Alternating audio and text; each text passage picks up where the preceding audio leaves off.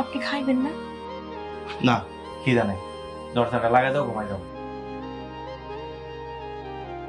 আমিও কি তো না খাই আছি। তুমি আমার লোকে মিছা কথা কইছো? খাও নাই তুমি? কেন? আপনার জন্য।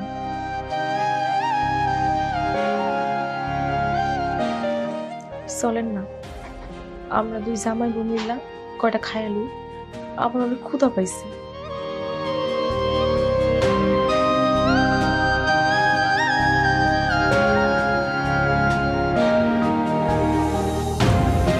গাঁও গতরের শক্তি দিয়ে এখানে কাজে করে, এখানে মাথা খাটাইয়া খেল খেলতে হইব।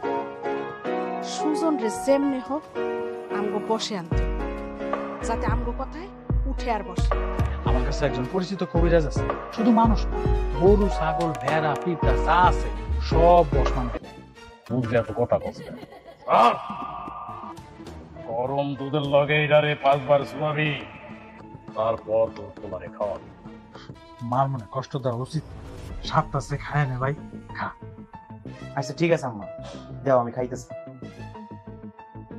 ঠিক আছে আম্মা। আরে না না, ঘরে যায় খাবি, ঘরে গেলে তোমার এই দুধটুকু কপালে জুটবো কিনা সন্দেহ আছে। তুই আমার সামনে খা। আচ্ছা ঠিক আছে, খাইতেছি।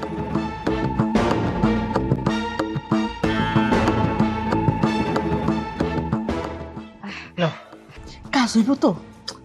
আর হইব না মানে আমি কইছি না, ভাইরা আমার ঘর থেকে, ভাইরা খবরদার, তুই আমার ঘরে থাকবি না, বাইরে ওই বিচিনস একদম মাইরা ফেলামু, একদম মাইরা ফেলামু। আর তোর মতো বউ আমি চাই না।